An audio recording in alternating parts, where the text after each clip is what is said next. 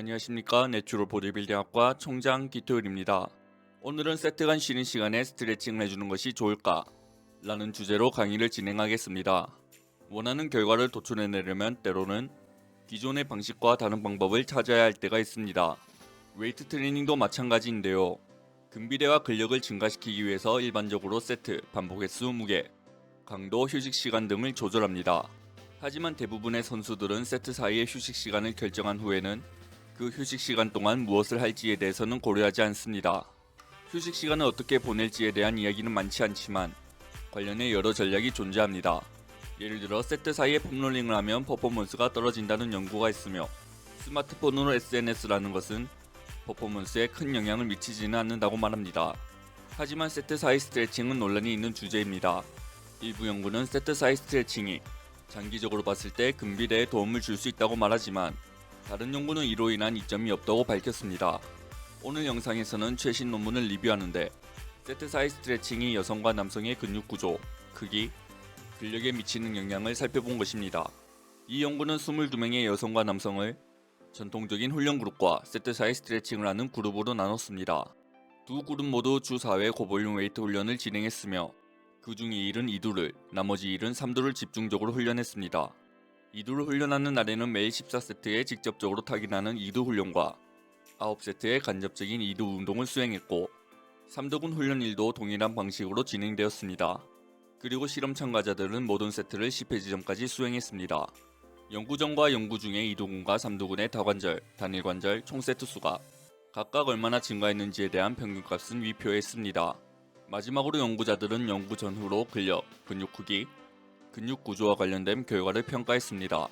전통적인 훈련 그룹의 참가자들은 세트 간 2분 동안 수동적으로 휴식을 취했습니다. 하지만 세트 사이에 스트레칭을 하는 그룹의 참가자들은 45초만 휴식을 가졌습니다. 이 그룹의 참가자들은 2두를 메인으로 훈련하는 날에는 양측 2두근 스트레칭을, 3두를 메인으로 훈련하는 날에는 양측 3두근 스트레칭을 45초간 했습니다. 스트레칭은 70에서 90% 정도의 불편함으로 진행되었으며 파트너가 옆에서 스트레칭을 도와주는 형태로 진행되었습니다. 스트레칭 동작에 대한 예시는 위 사진과 같습니다. 그러면 결과를 한번 살펴보겠습니다. 전통적인 그룹이 세트 간 스트레칭을 하는 그룹보다 유의미하게 더 많은 볼륨을 수행했습니다. 하지만 다른 측정 항목에서는 그룹 간 유의미한 차이는 없었습니다. 그룹 간 볼륨량은 위 사진으로 확인할 수 있고 다른 연구 결과들도 이어서 확인해 보겠습니다.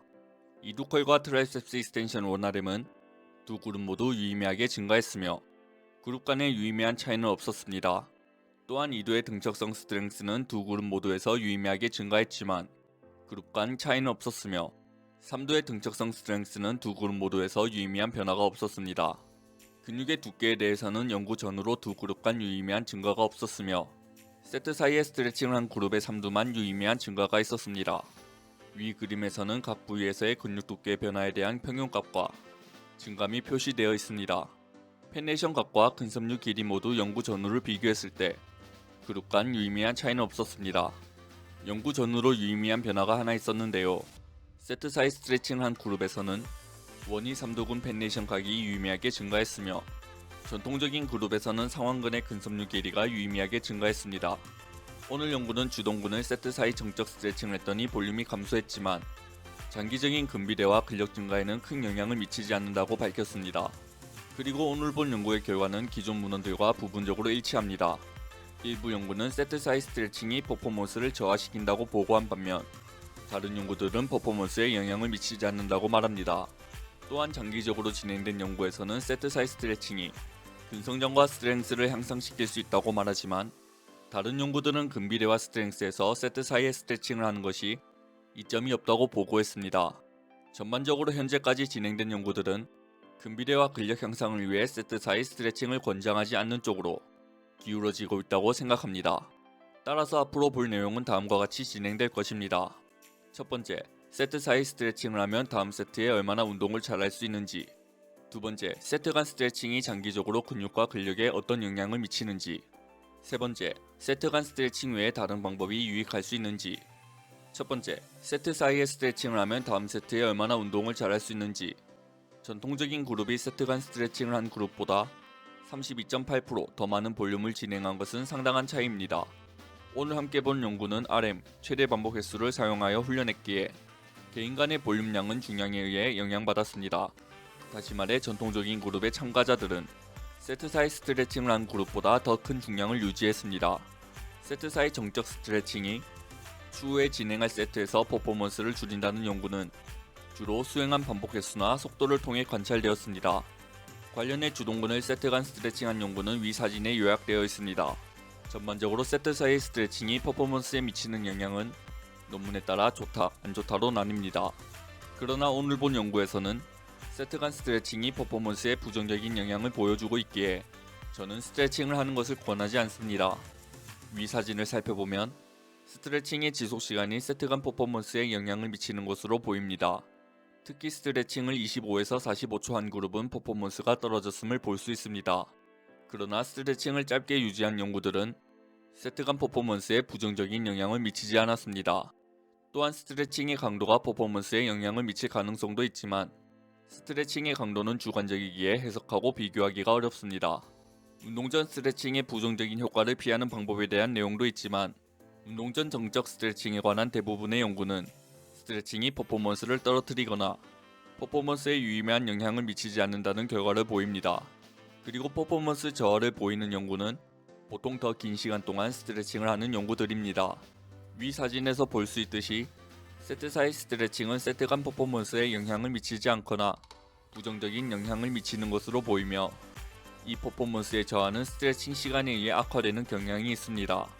그리고 세트 사이 스트레칭의 강도가 퍼포먼스에 영향을 미치는 주요 요인일 수도 있습니다. 그러나 위 사진에 나열된 모든 연구는 스트레칭 강도를 주관적으로 설명했기 때문에 한 연구가 다른 연구보다 더 강한 스트레칭을 했는지 확인하기 어렵습니다. 두 번째, 세트 간 스트레칭이 장기적으로 근육과 근력에 어떤 영향을 미치는지. 세트 사이에 스트레칭을 하면 좋다고 말하는 분들은 장기적으로 꾸준히 정적 스트레칭을 진행하면 근비대를 유도할 수 있다고 말합니다. 이들은 스트레칭이 아나볼릭 세포의 경로를 활성화할 수 있다고 말합니다. 이는 세트 간 스트레칭이 장기적으로 봤을 때 근비대와 근력 향상에 효과적인 방법이 될 수 있다고 말합니다. 하지만 세트 사이 스트레칭과 긍정적인 결과에 대한 데이터는 어떤 연구는 좋다고 말하며 다른 연구는 안 좋다고 말합니다. 구체적으로 주동근에 대한 세트 간 스트레칭 연구는 근비대나 동적 스트렝스에 유익한 효과가 없다고 밝혔습니다. 반면 두 연구는 세트 사이 스트레칭이 근비대를 촉진할 수 있다는 결과를 보였으며 몇몇 연구들은 등적성 스트렝스에 이점이 있을 수 있다고 말했습니다. 오늘 본 연구 이전에는 세트 사이 스트레칭이 유용할 수 있다는 주장이 있을 수 있었습니다. 이 세 가지 연구는 적어도 하나의 지표에서 세트 사이 스트레칭이 긍정적인 결과를 가져온다고 말했습니다. 하지만 저는 세트 사이 스트레칭에 대해 좀 더 부정적인 입장을 가지고 있었고 세트 사이 스트레칭이 스트렝스를 향상시킨다는 연구는 단 하나도 없으며 앞서 말한 긍정적인 결과를 가져온다는 연구에서는 세트 사이의 정적 휴식과 비교하여 세트 사이 스트레칭이 근비대를 향상시킨다고 명확하게 말해주지 않았습니다. 제 생각에는 오늘 본 연구 결과가 세트 사이 스트레칭으로 근비대나 근력 향상이 없음을 확인시켜주며 세트 사이 스트레칭을 규칙적으로 사용할 경우 볼륨량이 줄어든다는 것을 말해줍니다. 따라서 연구 결과를 종합적으로 고려할 때 주동근에 대한 세트 사이 스트레칭은 대부분의 훈련 프로그램에 포함될 만한 근거가 부족합니다. 하지만 세트 간 스트레칭이 일부 근육에서는 다른 근육보다 효과적일 수도 있습니다. 예를 들어 일부 사람들은 종아리 근육이 키우기 어렵다고 말합니다. 하지만 이 논문은 세트 사이 스트레칭이 비복근 성장에 도움이 될 수 있다고 말했습니다. 따라서 만약 종아리 성장의 비법을 찾고 있는 사람이라면 세트 사이 스트레칭을 진행할 가치가 있을 수 있습니다. 또한 종아리는 스트렝스에 대해 크게 영향을 미치지 않기에 세트 사이 스트레칭을 사용해도 크게 걱정할 필요가 없다고 생각합니다. 세트 간 스트레칭은 아직 그 효과가 입증되지 않은 이론입니다. 하지만 이것이 스트레칭이 근성장을 일으킬 수 없다는 말이 아닙니다. 한 연구에서는 종아리를 매일 1시간씩 8점 강도로 스트레칭한 참가자들이 6주 동안 비복근의 근성장이 증가했고 등적성 및 동적 레그 프레스 원RM도 증가했다고 말했습니다. 하지만 이는 매우 많은 양의 스트레칭이었습니다. 세트 간 스트레칭은 일반적으로 매주 약 5분의 스트레칭에 해당하며 앞서 말한 것과 같이 세트 사이 스트레칭은 세트 간 퍼포먼스를 떨어뜨릴 수도 있어 결국 볼륨량을 감소시킬 수도 있습니다. 전체적으로 보자면 현재 연구에서 사용되는 세트 간 스트레칭은 근비대에 유익한 영향을 미치기에는 지속 시간이 충분히 길지 않거나 그 효과가 아직까지 명확히 입증되지 않은 상태입니다. 세 번째, 세트 간 스트레칭 외에 다른 방법이 유익할 수 있는지. 어떤 주제를 논의할 때 그 주제의 한 측면만이 아니라 전체적인 개념을 생각하는 것이 좋습니다. 이번 경우는 세트 사이 스트레칭인 것이죠. 현재 문맥에서 전체적인 개념은 리프터가 휴식 시간 동안 무엇을 해야 하는가입니다. 실제로 저강도 유산소 운동, 폼롤링, 근육에 열을 가하거나 냉찜질을 하는 것, 전기 자극 등 다양한 선택지가 있습니다.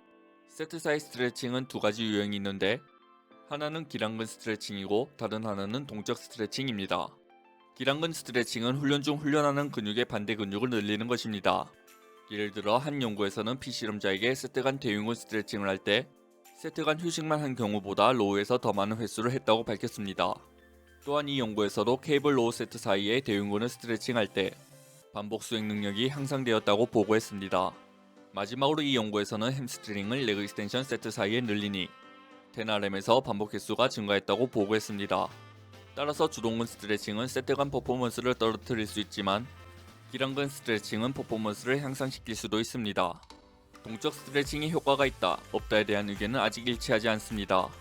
두 개의 교차 연구에서는 주동근 세트 사이 동적 스트레칭이 벤치프레스와 레그프레스에서 반복 횟수를 향상시키지 않는다고 밝혔습니다. 반면 이 두 연구는 주동근을 세트 사이에 동적 스트레칭을 했더니 벤치와 레그프레스에서 퍼포먼스를 유의미하게 향상시킨다고 보고했습니다. 특히 이 연구는 상당히 재미있는 결과를 도출했는데요. 이 연구에 따르면 동적 스트레칭을 세트 사이에 진행한 경우 비실험자들은 벤치프레스 1RM의 50%에서 27회를 한 반면 세트 간 휴식만 취한 경우 14개를 했다고 말합니다. 또한 이 연구에서는 세트 간 동적 스트레칭을 한 그룹은 1RM의 75%로 24회를 한 반면 휴식을 취한 그룹은 12개를 했습니다. 오늘 본 연구는 주동근을 세트 사이에 정적 스트레칭을 진행하면 총 볼륨량을 감소시키고 장기적인 2두와 3두의 근비대, 근력에는 도움되지 않는다고 말했습니다.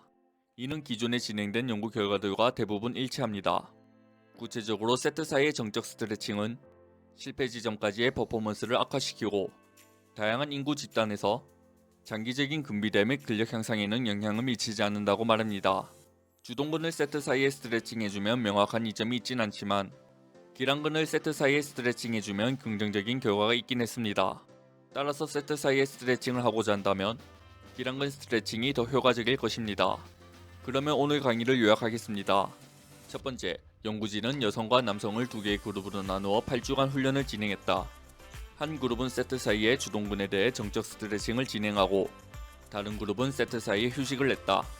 연구자들은 연구 기간 동안 볼륨, 근육 두께 변화, 이두컬 및 트라이셉스 익스텐션의 1RM을 측정했다. 두 번째, 연구진은 세트 사이에 스트레칭을 하는 것이 전통적인 휴식 그룹에 비해 볼륨을 유의미하게 감소시킨다는 결과를 발견했다. 그러나 근비대와 근력 증가에는 근육 간 큰 차이가 없었다. 세 번째, 현재 검토된 연구는 세트 사이의 스트레칭이 세트 간 퍼포먼스를 줄일 수도 있으며 장기적인 근비대나 근력 향상에는 도움이 되지 않는다고 말했다. 또한 이 연구 외에 다른 대부분의 연구들도 주동근을 세트 간 쉬는 시간에 스트레칭하는 것에 대해서 부정적인 입장이다. 오늘의 강의가 유익하셨다면 좋아요, 구독, 알람 설정 부탁드립니다.